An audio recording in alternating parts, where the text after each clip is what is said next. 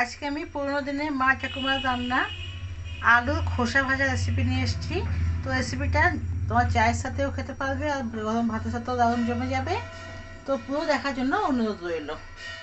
নমস্কার বন্ধুরা, শিলা কিচেনে সবাইকে অনেক অনেক স্বাগত। আজকে আমি একটা হারিয়ে যাওয়ার রান্না নিয়ে এসেছি, আলুর খোসা ভাজা। এই আলুর খোসাগুলোকে ফেলে না দিয়ে এরকম এরকম এরকম চোখড়াগুলোকে আমি ছোটো ছোটো করে কেটে নেব। কেটে ভাজা বানিয়ে দেখাবো। খেতে দুর্দান্ত লাগে, গরম ভাতের সাথে পাতলা চালের সাথে খুব ভালো লাগে খেতে। তো শুরু করা যাক আজকের রেসিপি। তো ওর জন্য আলু খোসা নিয়েছি, তাকে আমি ছোটো ছোটো কেটে নেবো। আগে এই বটি নিয়ে এভাবে ছোটো ছোটো কাটবো। সবটা কেটেও দেখাচ্ছি। খোসাগুলোকে আমি এভাবে কেটে নিয়েছি ছোটো ছোটো করে। এরপর এর মধ্যে আমি বেশ কিছুটা কারি পাতা দিয়ে দিলাম, আর দিলাম যে লবণ, কালো জিরে, পোস্ত আর লঙ্কার গুঁড়ো। দেবো এর মধ্যে চাট মশলা দিয়ে দিলাম, এক ভালো ফ্লেভার আসবে, টক মিষ্টি একটা ফ্লেভার আসবে। চাট মশলা হাফ চামচ দিলাম। দেবো এখানে 1 চামচ পরিমাণে কর্নফ্লাওয়ার পাউডার,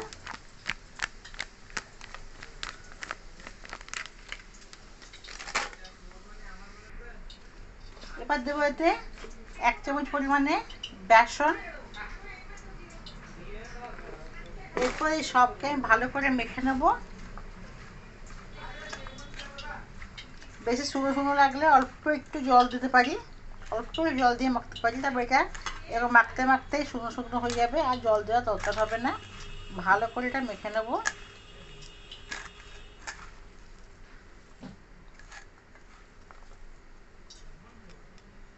ভালো করে মাখা হয়ে গেছে।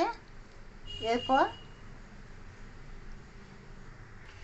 কড়াইতে তেল গরম হয়ে গেছে। এরপর এই যে মাখা আলুটা আমি এরকম ছড়িয়ে ছড়িয়ে, যেমন পকোড়া দেওয়া হয় তেমন এরকম ছড়িয়ে ছড়িয়ে ছড়িয়ে ছড়িয়ে দিয়ে দিলাম। এটা তেলের কড়াই, যে কোনো ভাজার জিনিস আমি এতে করি, তার জন্য এই তেলের কড়াইটা একটু কালো হয়েছে। যে কোনো সাদা জিনিস করলে তেলটা অনেক কালো হয়ে যায়, কড়াইটা কালো হয়ে যায়। এইটা খালি আমি ভাজার জন্য রেখেছি, যে কোনো ভাজাভুজি করার জন্য, তাই একটু কড়াইটা কালো হয়ে গেছে।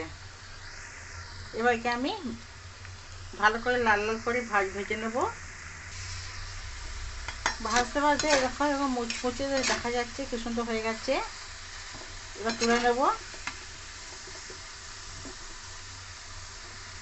দেখো, তো আলুর খোসা ভাজা এখানে একদম তৈরি। এটা গরম চায়ের সাথে খেতে পারো, অথবা গরম গরম ভাতের সাথে ডাল আর এই যে চোকলা খোসা ভাজা আলু জমে যাবে। তোমরা একবার যেটি খাওনি সে অবশ্যই বানিয়ে খাও। আজকাল জেনারেশনের বাচ্চারা জানেই না এইসব জিনিস খায় বলে, তো তাদের আমার আশা করি খুব ভালো লাগবে। রেসিপিটা কেমন লাগলো অবশ্যই কমেন্ট, ভালো লাগলে লাইক করবে, শেয়ার করবে, আর নিত্য নতুন রেসিপি আপডেট পাওয়ার জন্য আমার চ্যানেলটিকে সাবস্ক্রাইব করে দেবে। সাবস্ক্রাইব করলে আমি রোজ রোজ নতুন নতুন রান্না নিয়ে আসতে পারবো। আর আমার এটা ইচ্ছাও হয় যে আগে আমি ভালো রান্না তোমাদের কাছে দেখাতে পারি। তার জন্য সাবস্ক্রাইব করে আমার পাশে থাকবে। ভালো থাকবে, সুস্থ থাকবে। কালকে আবার করে দেখা হয়ে যাবে। ধন্যবাদ।